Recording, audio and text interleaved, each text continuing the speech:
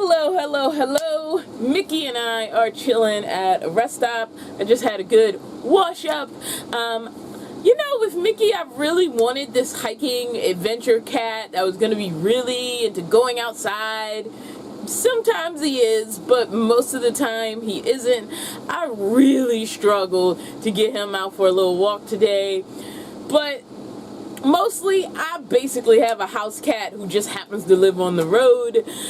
He just really likes to be in his house, right here in his house, and getting him out is sometimes a struggle. And the thing with cats is if they don't want to go out, they don't have to.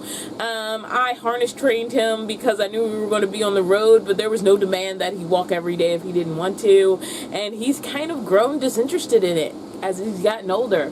So yeah, he was out for a little bit today, but like not very long.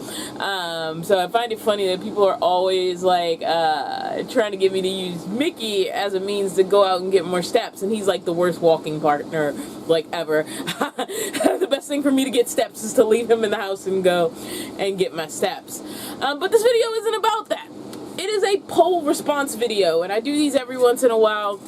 I sometimes put these polls out there just to kind of get a beat on what other people think. After you've done like RV, mobile, van life living for a long time, you kind of lose touch with what it's like to not live that lifestyle. It's your standard, it's how you live, and if you had to explain to somebody how you live, you're like, it's just normal, it's just this. It just makes sense to me because it's my normal.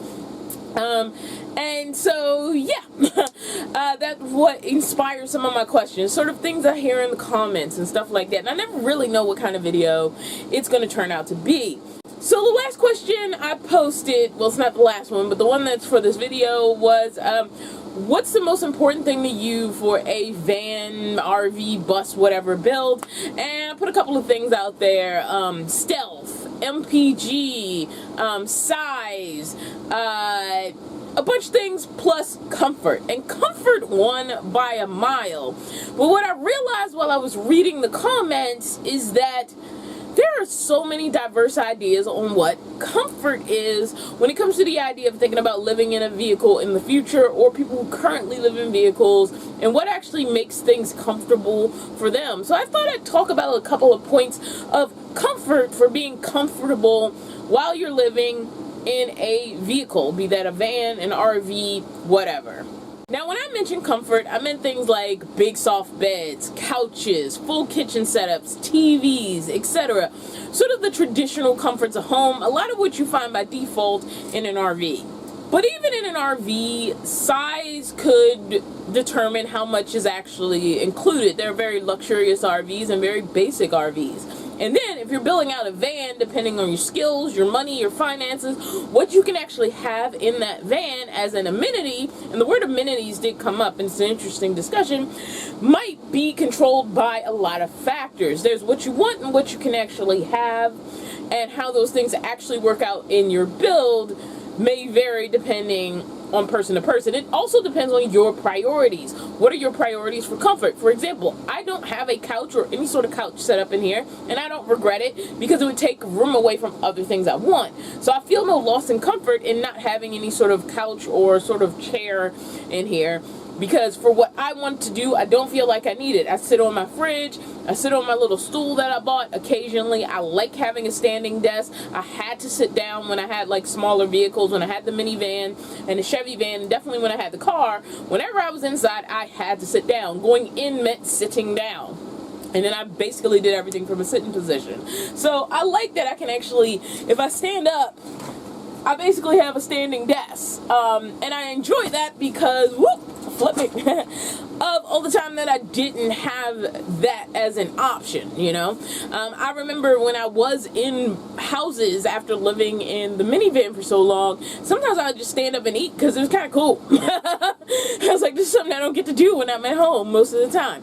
But even that being said, for the 2 years or so that I lived in a minivan, I was comfortable. Like, for all intents and purposes, I was not uncomfortable. I wasn't longing every single day for something else, there were times where I was like, this is slightly inconvenient, this is slightly inconvenient, but those times were actually kind of small, to be quite honest, especially with what was going on with me at the time, the things I had to do every day. Like, I got in the vehicle to go to sleep, and then I got out of the vehicle and did things during the day, so, like, it didn't really impact me a whole bunch to live in this minivan.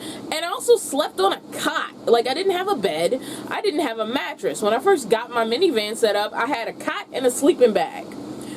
I didn't have any kind of pad on the cot, and, like, for somebody who's used to, like, sleeping on a really nice, comfortable mattress in a house and has been doing it for years, that might be too big of a change, and it might actually compromise their comfort.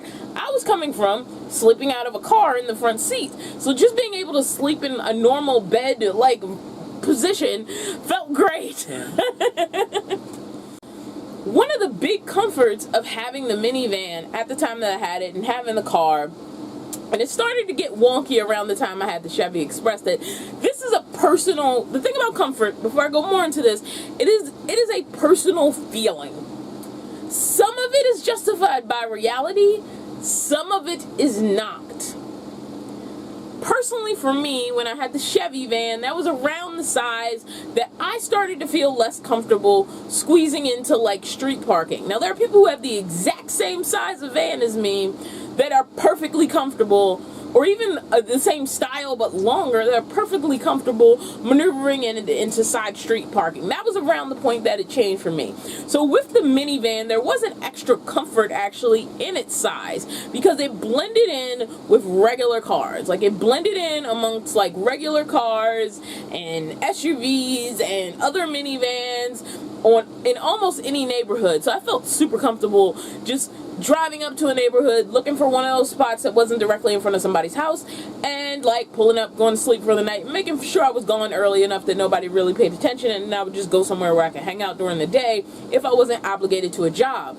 When I did have jobs, and I've worked theater jobs, so I've done stage crew jobs, I've done stage management jobs, and all of this is short-term contractual work, nothing ongoing. I used to pick up side gigs through some temp agency apps. I used to do Amazon deliveries. I used to do all kinds of things where this car, this minivan fit in. It looked like, until you opened it up and saw the bed and stuff in there, it looked just like those other cars, and that did provide me a sense of comfort.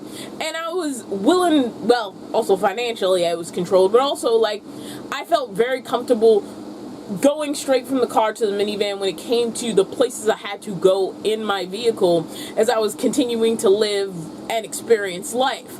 And I always blended in.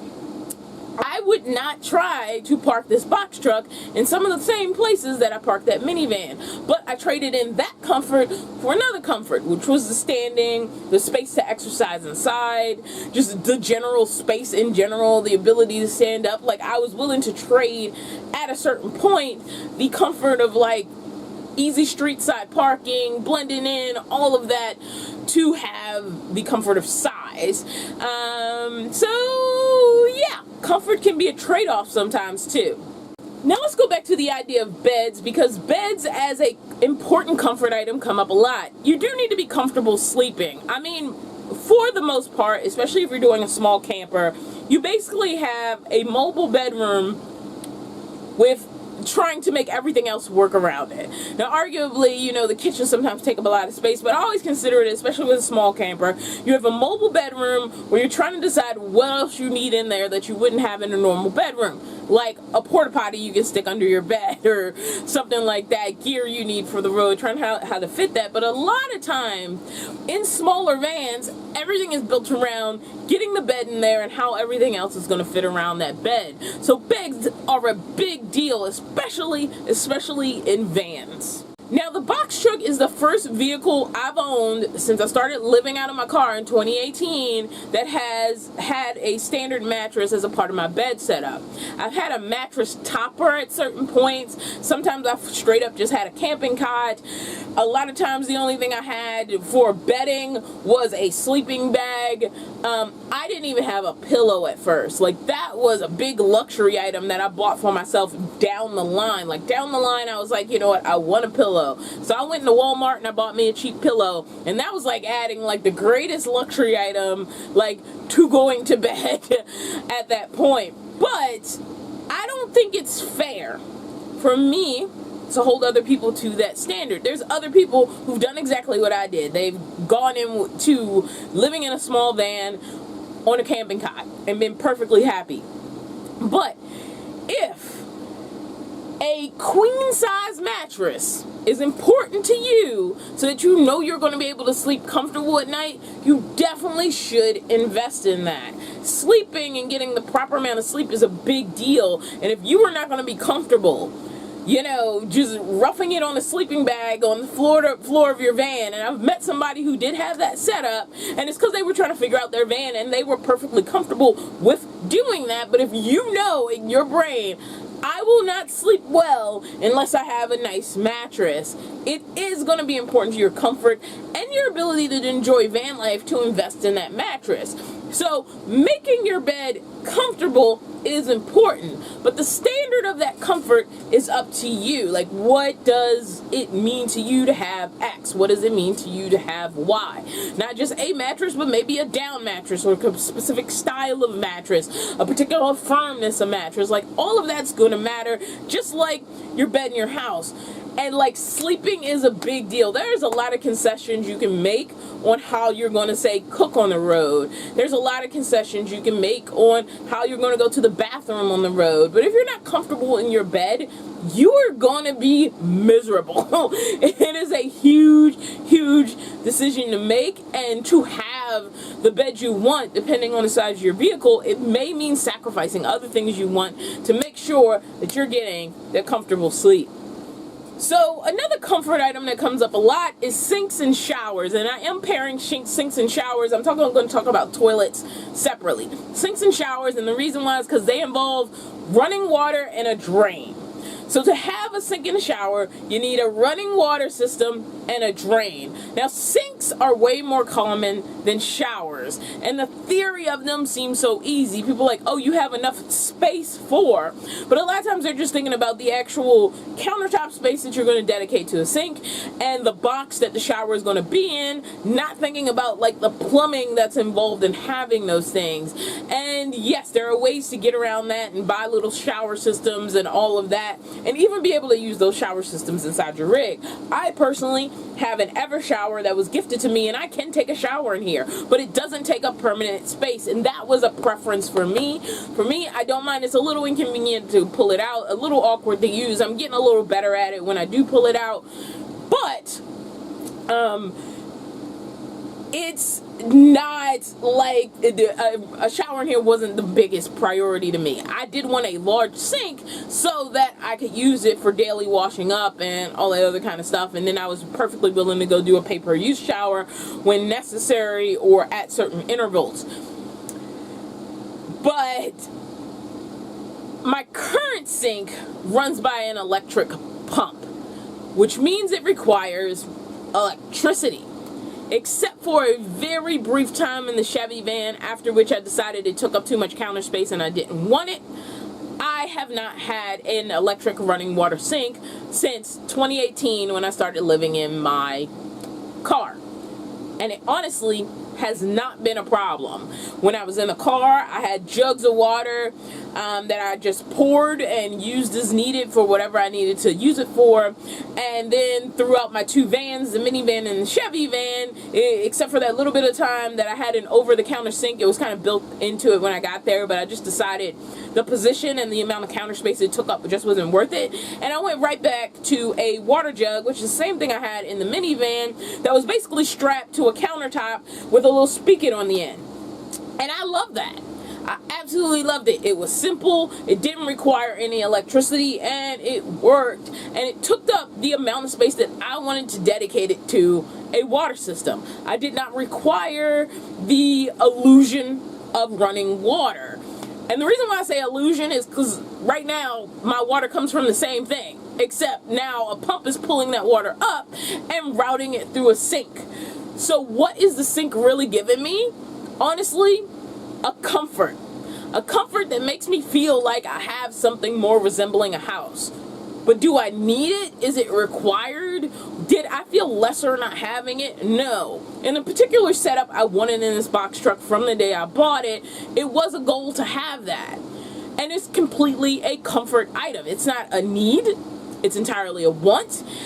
And the sacrifice that I'm giving up by having it means I need to make sure I have electricity to even use it. Before, when I was just using water jugs, electricity didn't have anything to do with me having water function or not. And now the way my water system is set up, it would be absolutely inconvenient if suddenly my water pump didn't work.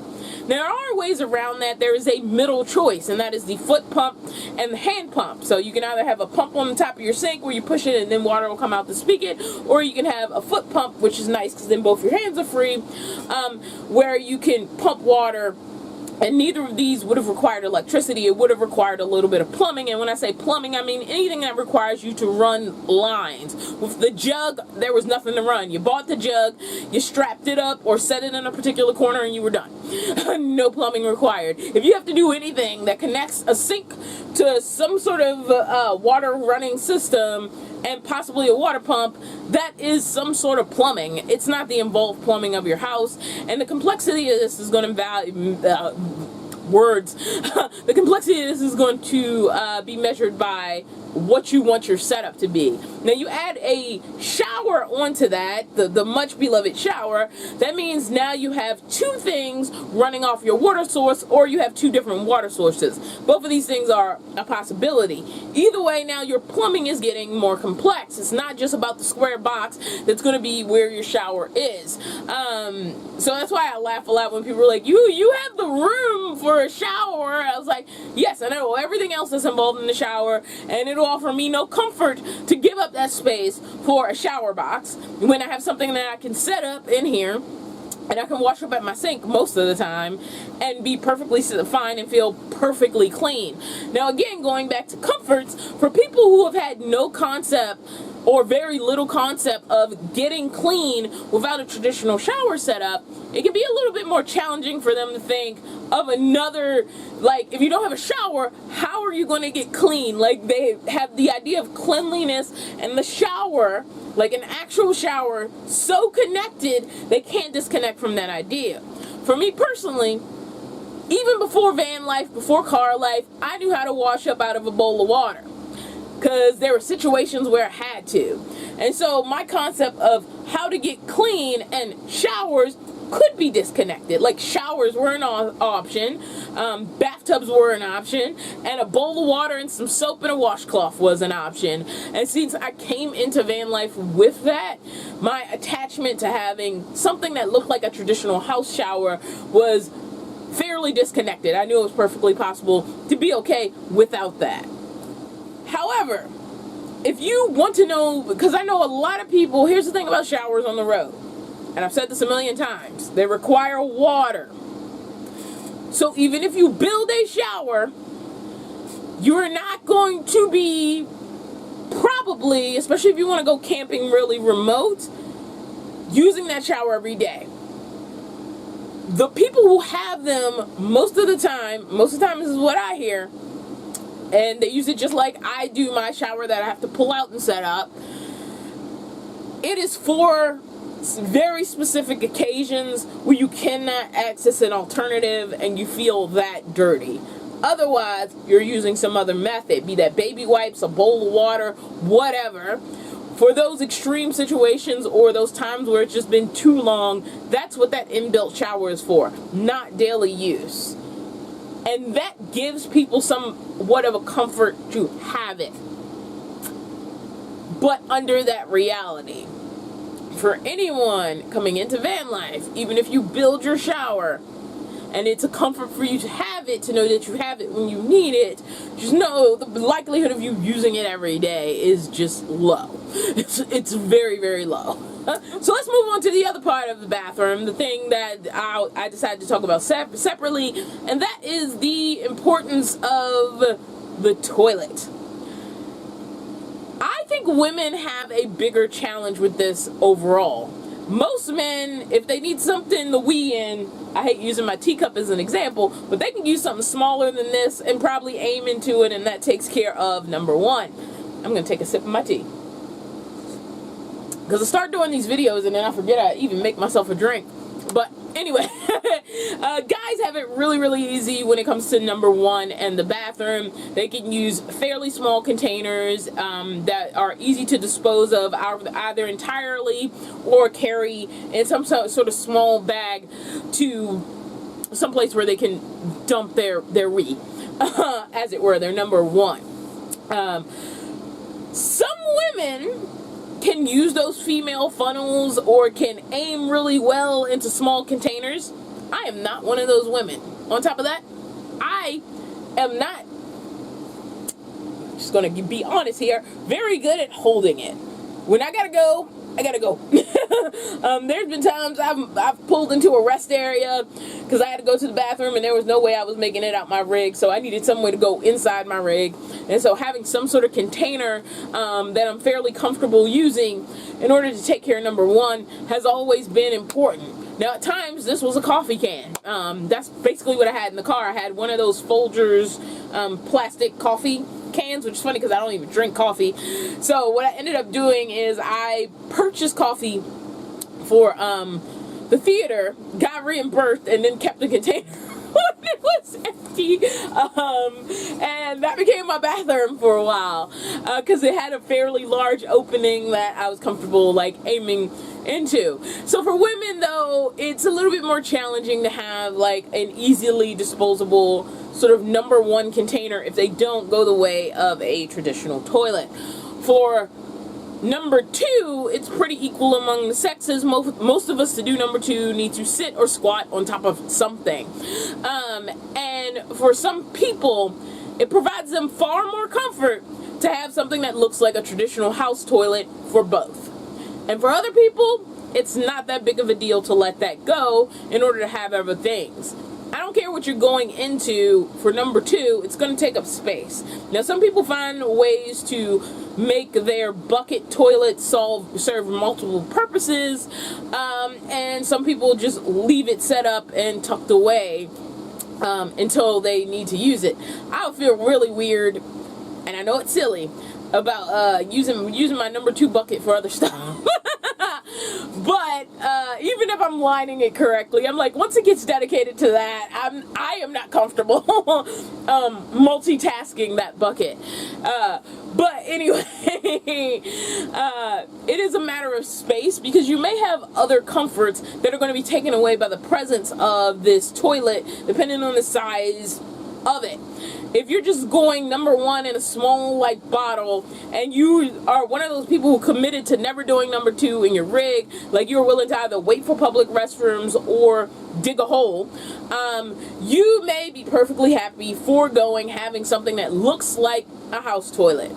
But for other people, for their ultimate comfort, it may be important that they have that house toilet. And I find with older people, this is a much bigger deal than younger people. Younger people seem to be more, and this isn't universal, nothing is universally true, but younger people seem to be more confident that they can hold it, and that they'd rather not, if they have a tiny van. As you get into the larger vehicles, like schooly people and people who are into the bigger vans usually also want some sort of standard toilet. But if they're just like, I want to get on the road, or I want to travel, or I want to be a trip person, they seem to be more into not having this thing that looks like a standard sittable toilet. Whereas people who either are drawn to larger vehicles or are older, even if they have smaller vehicles, consider a toilet a huge part of comfort. Now, what image that toilet takes gonna vary from person to person, but if you are limited on space, I would say challenge your ideas on what you think you need and see if you want that, porta potty. Like, that's the easiest thing to buy next to a luggable loo in a bucket, is worth giving up that amount of space. Or would you rather that space for something else? Also, people who are used to camping might be more open to the idea of digging a hole in the woods should nature need to call out there. As far as toilet as a comfort, I think something should exist. All of us have emergencies. Every single one of us. Even those of us who has the strongest, bestest holding skills in the world is probably going to run into an emergency where even if you're trying your best to never go number 1 or 2 in your van, or only go number 1, but, you know, put that number 2, you know, out in either a public restroom or in a hole in the ground, it's still nice to know that if you had to go and getting out of your vehicle wasn't a possibility or easy or felt like not comfortable, that you have that option inside. So I do consider a toilet of some sort a very important comfort, more so than a sink, to be honest, because you can get around not having a sink, but I think like a toilet's a big deal, like for me, for comfort. But to each his own. Now, another huge comfort thing that comes up a lot is size. And when I put size in there, and it still ended up coming up connected to comfort, I was more thinking about length, I'm going to be honest. And I was thinking of height more in the comfort category. And it does come up a lot. Standing height. How important is it? It depends on you. There's a lot of places I'm reluctant to go with this because I'm not 100% sure I will fit as easily as I did in the minivan. Now, the minivan had the disadvantage of being too low to the ground, but there are much better rigs for that, such as like Jeeps and Honda Elements, and like you can get one of those rooftop tents, and if fitting in those really remote areas, like if overlanding, if you lean towards that more so than just standard van life camping, like you might want that smaller vehicle more so than that bigger vehicle. Also, to go to one of the other items on the list, stealth is easier in smaller vehicles. I'm not saying it's impossible in large vehicles, but it's easier in smaller vehicles.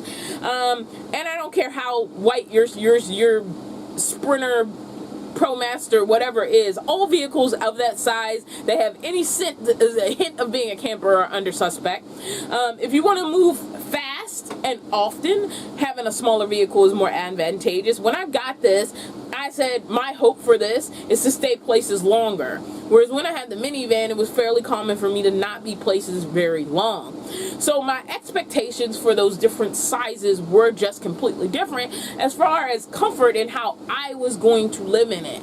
So size, both height and length, to be honest, needs to be measured by what you want to do with your vehicle dwelling life. Getting a very, very huge bus, like a long bus, and then also expecting to be able to move really quickly at the drop of a hat isn't reasonable. But if you're willing to give up that moving at a drop of a hat in order to have that length and that height for comfort, that's great. If you're more comfortable with the idea you can move fast and quick and you won't be burning up a lot of gas doing it, that might not be the best choice for you. So you really need to measure size to comfort and how you want to move and travel, not so much about, now standing is a different thing because you can go short and still have standing height, like that exists. But if you're talking about getting longer or shorter, also going into industrial sized vehicles, it actually might take away some of the comforts of stealth, for example, or MPG, and those things are a comfort. Like if you want to move a lot, if you have a goal and you want to move at speeds really quick, you probably are highly concerned about how much gas is going to cost, and with a less fuel efficient vehicle, that's going to be a big deal. If you're willing to, you're on a budget, you can afford this vehicle, but it doesn't have the best gas mileage, but also you don't plan on moving fast, then you might be willing to make that compliment to gain the comfort of height. So size is an interesting one because there are a lot of different ways to think about how size can make you comfortable or uncomfortable. Like I said, with my minivan, what I loved about it was that it fit everywhere. And that gave me a lot of comfort as far as like feeling like I fit in. I wasn't standing out. There was no reason for anybody to stare at me. I was just another minivan parked on the street. There's no reason for anybody to look. And as I started to get out of that and this includes with the Chevy van. I mean, the Chevy van, let's be honest, that van screamed, I'm a camper van. Like, everything about it screamed, I'm a camper van. Now, I didn't really have a bunch of problems with it, but literally everything about it screamed, I'm a camper van. And there are things about the box truck that make it a curiosity, that make people take a second look sometimes more when they didn't when I was in the minivan. And that's a new thing to deal with. But it was a matter of which comfort became more comfortable, more important to me, sorry, not comfortable for me, more important to me over time. Because sometimes it is a give and a take thing to have the comfort you want on the road. So, let's talk about temperature regulation. Temperature regulation can be a huge part of comfort, which is why people are, you know, always asking questions about AC, trying out how to have AC on a budget, trying to figure out, you know, heating systems, wanting to know what different people are doing for heating and cooling. For the longest time, all I did was put on more clothes or less clothes, or if I needed to leave the vehicle, I did. Now that Mickey's in here, I am much more concerned about temperature control inside, because it's not as easy for me to just up and leave the vehicle for a long time. Because he's in here. And so temperature control inside the vehicle, the priority of it kind of changed with my life as it evolved living out of vehicles. Now, there are also people who snowbird on purpose, so they just are not where it's going to snow when it's snow time because they know their rig is not built to handle those kind of temperatures. And, you know, there are people who go, I like winter sports, I like snow, I don't want cold weather to be a reason I can't go somewhere. And so they build their rig around that eventuality. There are also people who just live where they live and they don't really want to leave it. They want to do some exploring, but they plan on living where they live. They don't plan on like jumping state and driving across the country all the time. And so they want to be able to know that they're going to be able to be comfortable in their rig in the place that they call home. And so the standard of what's important to you is going to be measured a lot by that. If you are in, I'm trying to think of somewhere, Arizona. There we go.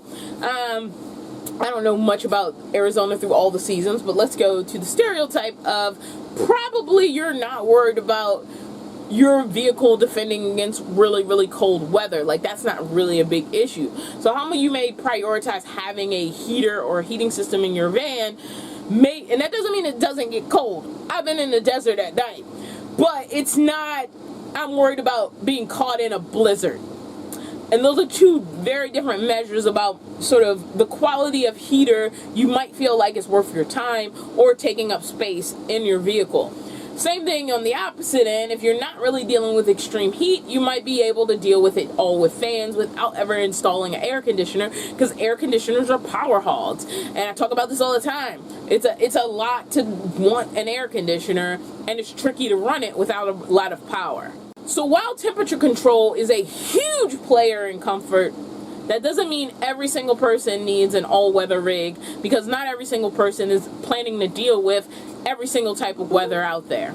Now, of course, there's going to be emergency situations and things you didn't expect. I have been caught in storms that I didn't expect to happen, or, you know, weren't a part of the plan. But a one-off situation is different from I am actively avoiding that being a thing that happens all the time. I have not been in snow for the better part of 3 years.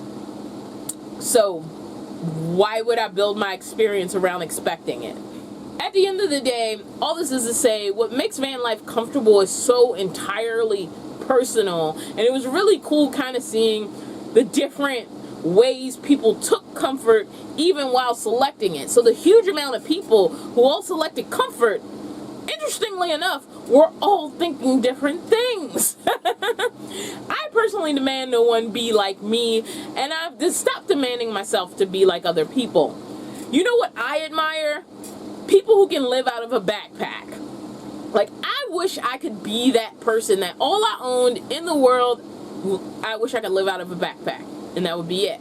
You know, rather that meant like, you know, knowing how to couch surf with a mix of like house sitting and a mix of this and that in order to make it work. I think it's entirely admirable when somebody can literally live out of a backpack. I would consider that the ultimate freedom. I also know it's not a reality I can actually do, especially now because I have a pet in my care, and that is just not an option. It is not a realistic option, but I admire it so much. I still admire small rigs and the people who like live in them long term. Like, again, I admire it. I would have loved to have been that person, but as the reality of my life lined up and personal goals for myself started to line up, I realized like that wasn't a realistic situation for me to shoot for. And so I changed what I was shooting for to suit more of the comforts of my life as I needed them to function as the way I wanted them to function. Some people hold their, you know, their low needs to like a high standard, and like they're so proud of themselves for not needing much. And then other people are very judgy about people who don't hold things as in high regard as they are. They think those people are lying. There's no way you're happy without this thing that I absolutely need. That is a need for everybody. And I'm trying not to be either of those people. So like, as far as the list goes, yes, you should have a comfortable bed, but like, what does that actually mean to you? Yes, you're going to want to temperature control your vehicle, but what's your reality in your specific situation? Don't measure it against somebody whose situation doesn't match yours. Yes, you're going to want, you know, all the things I've talked about in this video, but what that means to you, what that picture actually looks like to you, really needs to be examined as a very, very personal thing. All right. I don't think I have anything else for this video. It kind of went in a direction I didn't plan. I had it planned out in my head, even wrote some stuff down, and I didn't go there at all. Thank you for hanging out with me for another video. It is very, very important and very, very appreciated when people hang out all the way to the end of the video. It actually just helps out a lot. The other thing you can do to help me out is just do all the things you do to show love to your favorite YouTubers. That's leaving comments in the comments section, subscribing to the channel if you've never subscribed, and, you know, hitting that like button, or you can hit the dislike button. Honestly, it's still interaction with the video. As always, my final special thanks goes to my supporters on Patreon and YouTube memberships. See you guys next time.